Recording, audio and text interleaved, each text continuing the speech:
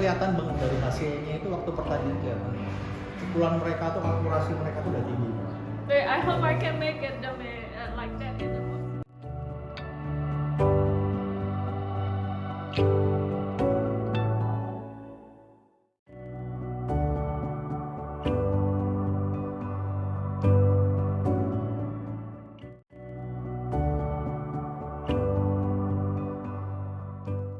Assalamualaikum warahmatullahi wabarakatuh. Selamat datang di Nabila's Journey. Saya Nabila, pemilik dan juga terapis di Aura Harmony Sensory, serta pelatih di Badminton Academy for Us, asuhan suami tercinta Jimmy yang berasal dari Kanada. Saya original Indonesia dan saat ini berada di Selandia Baru. Selamat datang di channel Nabila's Journey yang menampilkan aktivitas Nabila berisi hiburan, motivasi, dan juga ilmu. Kali ini, Nabila ingin melanjutkan perbincangan dengan Jamie Santoso, di mana sebelumnya pada part pertama saya membahas culture shock tentang makna salah. Tapi jangan berkata salah. Jika Bro and Sis belum menonton video tersebut, bisa dilanjutkan menonton video tersebut di channel Nabila Journey. Part kedua bersama Jamie Santoso yang menarik untuk saya bahas adalah rahasia mendidik anak bisa berprestasi dan tetap bahagia. Sebelum saya lanjutkan ke perbincangan, jangan lupa like, comment, share, and subscribe agar saya tetap bersemangat untuk berkarya di channel ini. Terima kasih. Baiklah, mari kita dengarkan pembicaraan saya dengan Jamie Santoso tentang prosesnya mendidik anak berprestasi dan bahagia. Beruntungnya saya bertemu dengan Jamie Santoso, keluarga bahagia yang memiliki 2 orang anak berprestasi dan tidak hanya di bulu tangkis tetapi juga prestasi di olahraga lain. Pembicaraan dengan Jamie dan saya tentang mendidik anak mereka, mengakali supaya anak-anak itu bisa sedikit greget gitu latihan itu ya. Iya, kalau aku jujur aja aku juga nggak bisa maksa 100% kayak gaya Asia. Karena mereka tahu teman-temannya di sini Iya, kan karena nggak mereka gitu ya.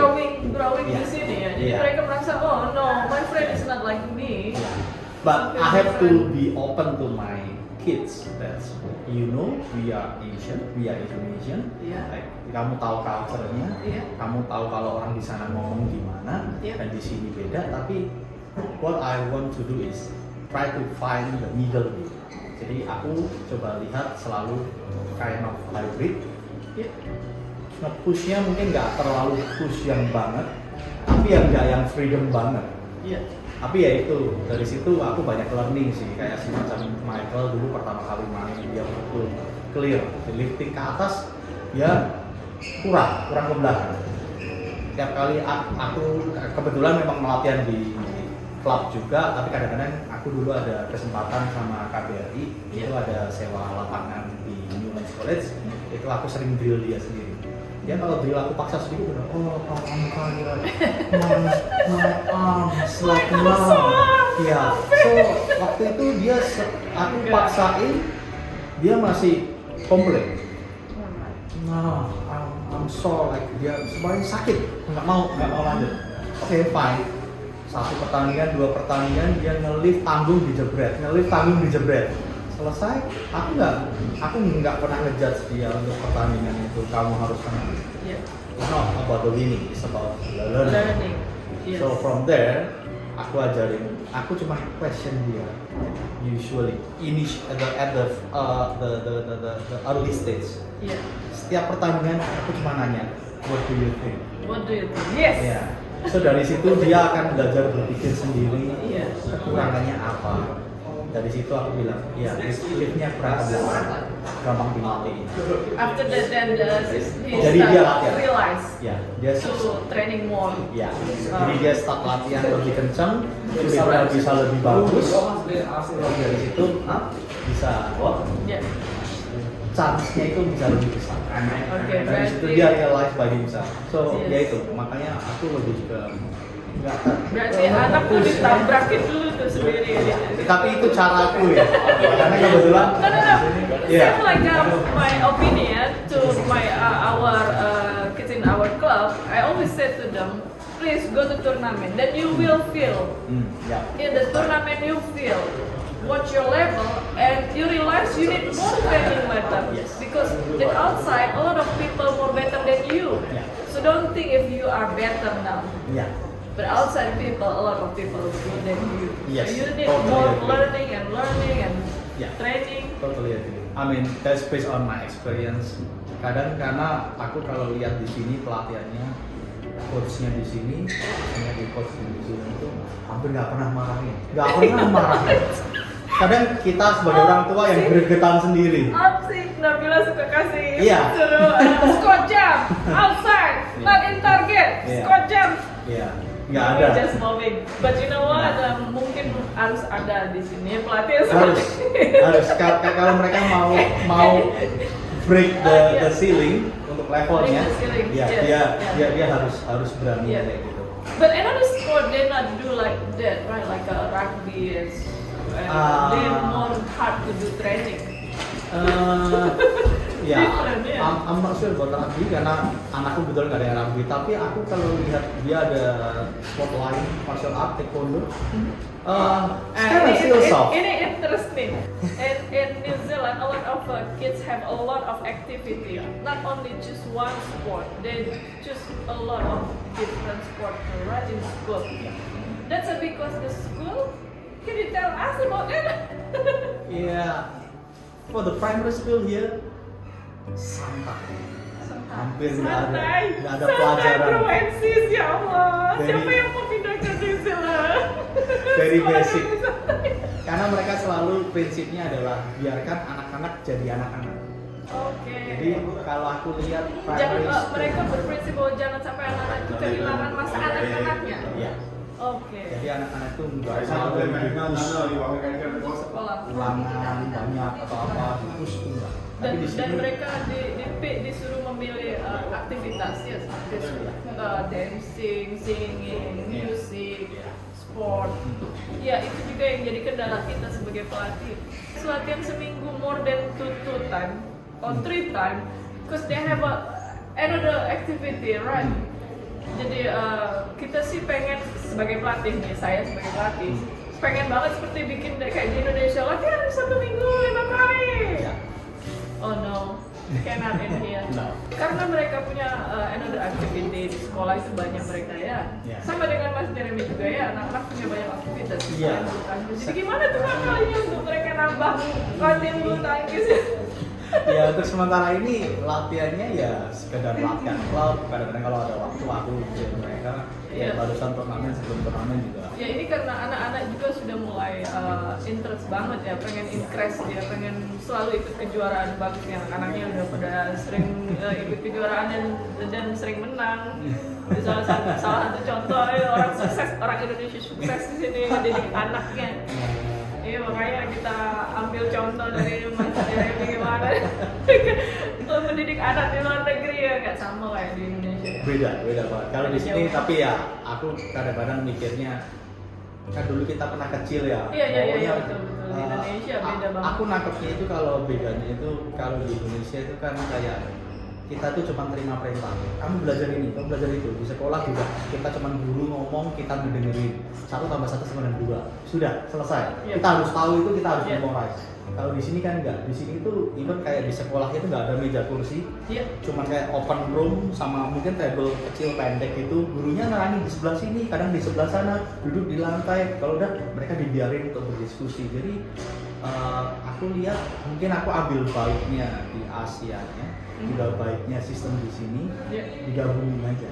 Jadi ya itu kita tidak mau terlalu kayak ngasih tahu anakku kamu harus menang, bertanding itu harus menang. No, tanding itu setelah selesai kamu koreksi dan self introspection, kurang apa dari kamu.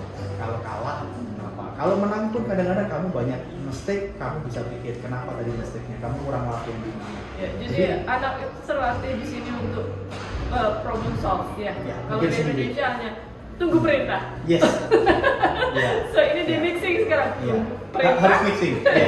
Iya, perintah dan problem solving. Iya, makanya kebetulan anak-anak ini jadi mereka when they are doing sports, Yes. itu mereka enjoy. Iya. Jadi bukan karena aku disuruh papa Iya, badminton. iya. Dia sendiri kayak anakku beberapa kasus ada cedera sedikit. Ya ini tadi cedera ya. Iya. Dia masih Tapi tough bilang masih dari main. 25 Dia sendiri kejar yang sampai main. 30 perfect. Iya. Iya, dia sendiri yang mau main. Iya. Jadi bukan karena aku maksain dia harus main. Iya, iya. Dia sendiri yang mau main. Kadang dia malah kayak anakku, Pak kalau dikte, Pak kasih ini minta massage sedikit, dikasih ice pack, dikasih apa. Kadang dia malah tanya, Iya. Pak coach taimu ankle-nya. Iya. Jadi aku dari situ ya udah Biar biarin happy mereka lah ya. yang Biar nah, mereka akhirnya berkembang sendiri ya, tanpa pressure ya dari orang tua. That's good. Yeah.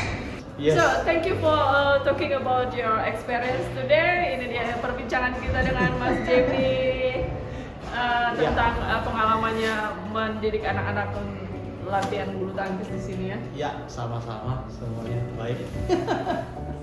Hasil perbincangan saya tadi dapat saya simpulkan bahwa rahasia membuat anak sukses dan bahagia antara lain: 1. Orang tua harus banyak belajar. Tidak ada kata terlambat untuk belajar. Mengapa harus belajar?